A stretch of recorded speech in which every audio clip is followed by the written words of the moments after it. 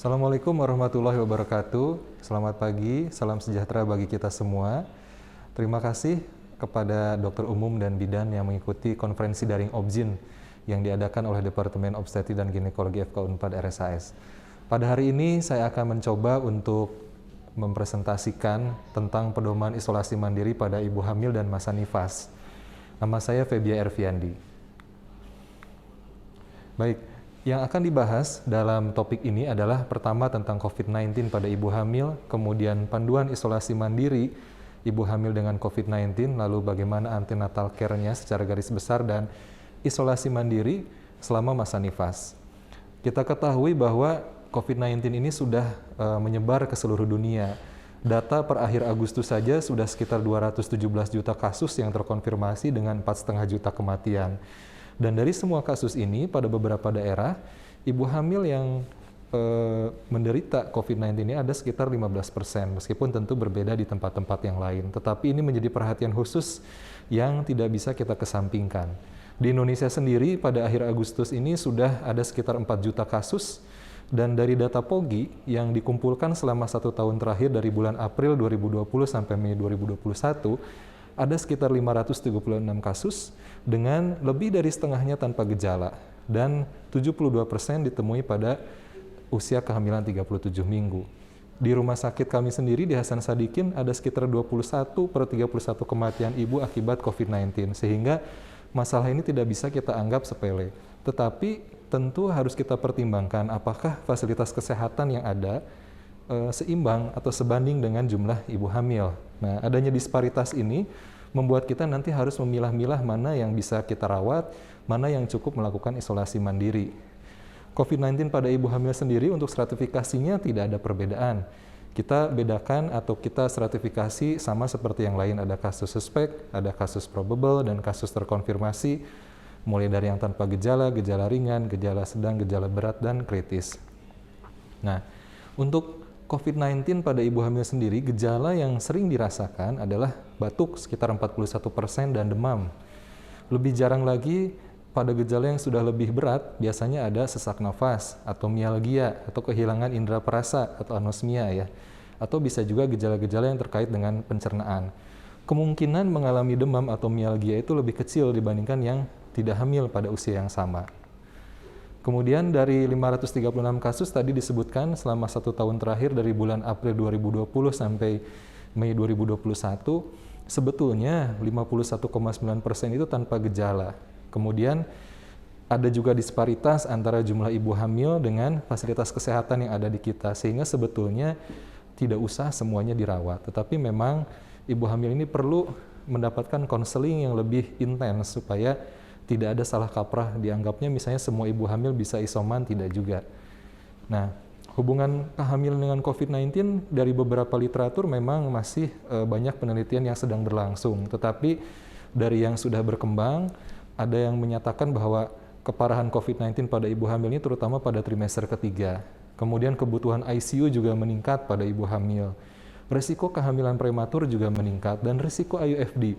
Dalam studi kecil, ini cukup menarik di Inggris, bahwa ada peningkatan angka kelahiran mati selama pandemi ini. Meskipun penelitian ini tentu masih perlu jumlah populasi atau sampel yang lebih banyak. Untuk panduan isolasi mandiri bagi ibu hamil dengan COVID-19, kita pertama-tama adalah lakukan triase terlebih dahulu.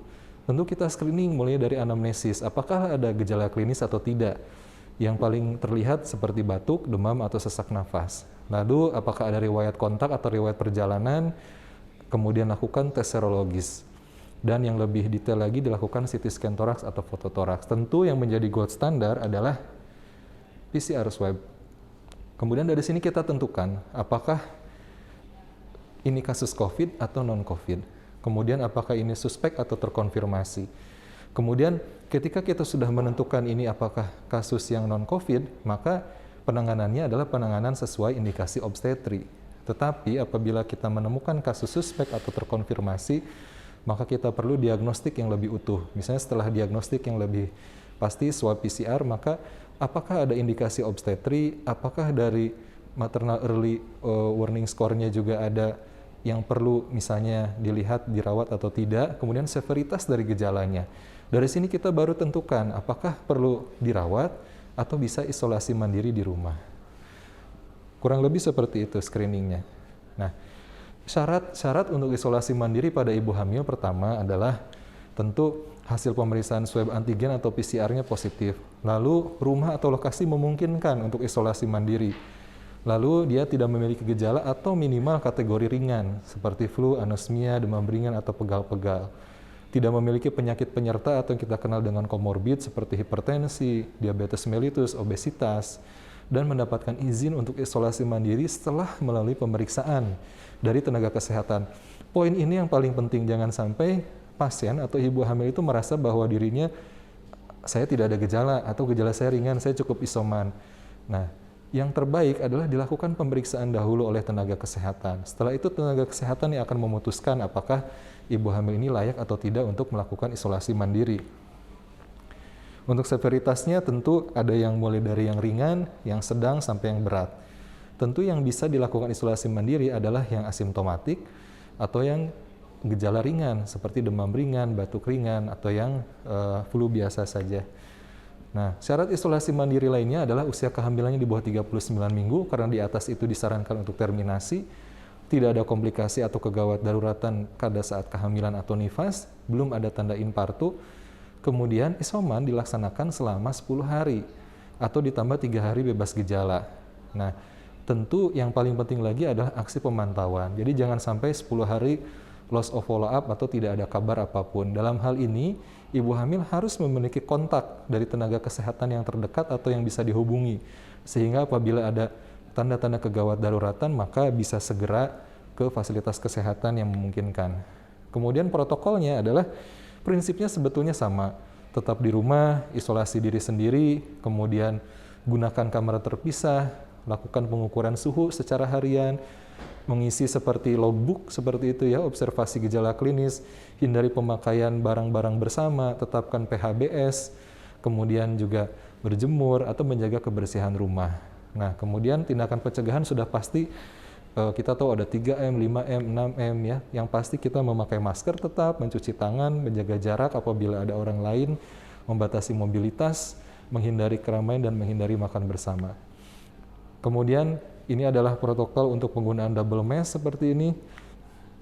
Nah, POGI sendiri sebetulnya bersama-sama dengan Kementerian Kesehatan sudah menerapkan protokolnya, sehingga sebaiknya ini diikuti semua oleh ibu hamil dan juga oleh tenaga-tenaga kesehatan yang terkait. Surat edaran Kemenkes yang 2020 dan ada juga yang terbaru tahun 2021. Mengingat kemungkinan perselin prematur yang lebih tinggi pada ibu hamil dengan COVID-19, maka ibu-ibu hamil ini diberikan sarana komunikasi dan nomor kontak petugas yang bisa dihubungi. Kemudian diberikan formulir penilaian diri atau self-assessment.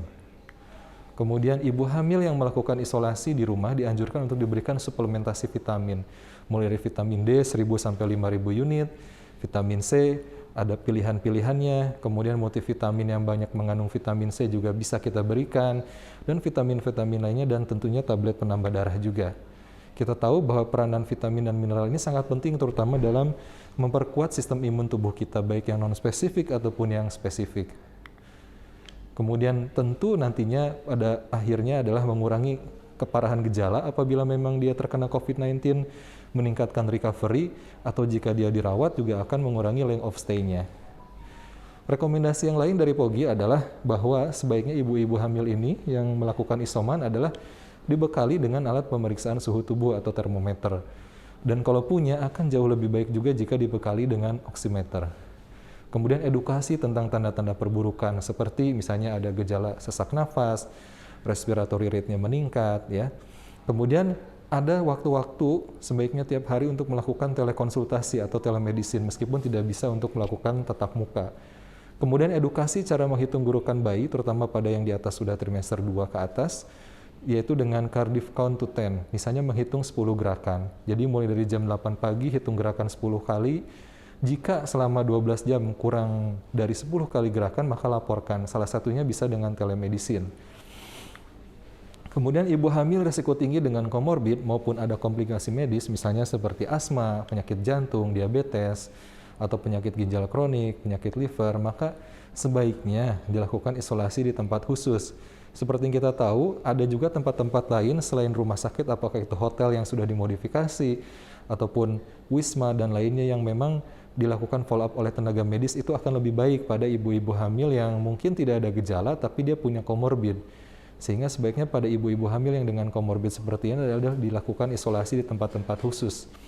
Kemudian ibu hamil yang mengalami masalah kebidanan risiko tinggi seperti preeklamsi, plasenta previa dengan riwayat perdarahan, dan keluhan-keluhan lain seperti KPD atau ancaman persalinan prematur memang sebaiknya dilakukan perawatan di rumah sakit. Khusus, pasien ibu hamil konfirmasi dengan gejala yang berat atau kritis yang sudah dipulangkan, tetap melakukan isolasi mandiri minimal 7 hari dalam rangka pemulihan. Kemudian pasca isolasi mandiri, ibu hamil khususnya yang sudah mencapai trimester 3 sebaiknya sangat membatasi diri untuk kontak dengan yang lain. Waktu isolasi sendiri untuk kasus COVID-19 tanpa gejala adalah 10 hari. Dan untuk yang gejala ringan adalah 10 hari dengan tentunya kalaupun sudah bebas gejala, ada plus 3 harinya. Nah, hal yang disarankan selama isolasi mandiri pada ibu-ibu hamil ini adalah ukur dan catat suhu tubuh dan saturasi oksigennya 2 kali sehari. Kemudian bila sesak nafas dan demam tinggi, segera hubungi petugas kesehatan, konsumsi makanan-makanan yang bergizi, dan tadi yang sudah disebutkan suplementasi vitamin, minum air yang banyak, dan lakukan olahraga-olahraga yang ringan. Ya. Kemudian tidurnya cukup, rutin pantau gerakan janin, tadi minimal 10 gerakan dalam 12 jam, hindari stres, konsumsi obat-obatan yang simptomatik atau antiviral bila dibutuhkan, tentunya atas izin dokter melalui komunikasi telemedicine, dan mengisi logbook harian. Tanda bahaya dan perburukan ibu hamil dengan COVID-19 yang menjalani isolasi mandiri adalah apabila gejala batuk, misalnya demam atau sesaknya bertambah berat, atau ada mulai terasa sesak nafas dengan frekuensi nafas lebih dari 24 kali per menit, atau saturasi oksigen di bawah 95%, gerak janin lemah atau tidak dirasakan, ada tanda-tanda bahaya kehamilan atau tanda bahaya nifas. Tanda-tanda bahaya kehamilannya itu adalah seperti ini. Kemudian ini adalah sistem pencatatan perkembangan harian, maka sebaiknya isi tanggalnya, gejalanya seperti apa, suhu, saturasi, maka dari sini akan sangat bermanfaat apabila ada perburukan, sehingga tenaga kesehatan pun bisa melihat progres dari COVID-19 yang dialami oleh ibu hamil yang sedang menjalani isolasi mandiri. Untuk antenatal care sendiri, sebetulnya ibu hamil itu disarankan untuk melangsungkan aksana antenatal rutin, tapi dengan beberapa modifikasi. Memang dikatakan rekomendasi minimal konsultasi tatap muka selama kehamilan 6 kali, tetapi jika tidak memungkinkan, bisa dilakukan telemedicine, telepon, ataupun video call. Suplementasi, vitamin, dan lain-lain tetap diberikan seperti kehamilan seperti biasanya. Hanya saja yang perlu ditekankan adalah bahwa screening ini sangat penting. Misalnya pada saat usia kehamilan antara 9 sampai 14 minggu, screening yang pertama, kemudian antara usia kehamilan 20 sampai 24 minggu, screening yang kedua, kemudian yang terakhir adalah pada trimester 3 menjelang persalinan. Di luar waktu-waktu itu, mungkin bisa kita lakukan telemedicine, sehingga pertemuan tatap muka pun bisa dimodifikasi. Kemudian langkah pencegahan COVID-19 pada ibu hamil tentunya melakukan protokol kesehatan, menggunakan double mask, kemudian bila bergejala segera konsultasi dengan dokter, melakukan ANC sesuai anjuran, kemudian kita juga bisa memodifikasi, misalnya yang biasanya kontrol sering 1 bulan sekali tidak perlu, yang penting pada waktu-waktu yang krusial itu dilakukan kontrol kehamilan, konsumsi makanan yang bergizi, mengkonsumsi jumlah air dalam tubuh itu cukup, minimal 10 gelas sehari, kemudian melakukan olahraga ringan yang sesuai dengan usia kehamilan, hindari stres, kemudian berjemur di bawah sinar matahari, dan segera melakukan vaksinasi COVID-19 bila belum saat trimester kedua, sesuai dengan aturan yang dibolehkan ya. Langkah pencegahannya banyak, jadi jangan sampai terkena COVID-19. Tetapi jika sudah, kemudian tidak bergejala atau gejala ringan, maka lakukan isoman tentu saja dengan tetap melakukan follow up atau pengawasan dan konsultasi telemedicine dengan dokter.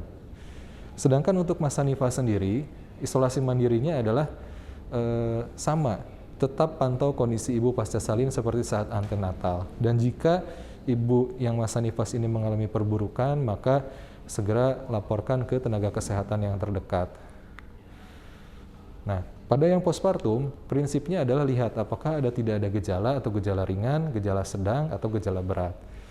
Nah, kemudian pilihan-pilihannya adalah pada ibu yang gejala berat atau kritis atau tidak ingin menyusui, maka ASI-nya adalah ASI donor atau formula. Kemudian pada ibu yang gejala ringan atau tidak ingin menyusui, ASI-nya ASI donor atau formula. Tapi pada pilihan ketiga, ibu tidak ada gejala dan tidak ada ruang isolasi, maka bisa dilakukan menyusui. Jadi prinsipnya adalah ada beberapa pilihan-pilihan. Ada pilihan yang pertama, ada pilihan yang kedua, dan ada pilihan yang ketiga. Jadi pada yang tidak ada gejala, di mana sarana dan prasarana tidak ada rawat terpisah, maka ibu ini bisa menyusui, tapi tentu dengan tetap mempraktekkan physical atau social distancing.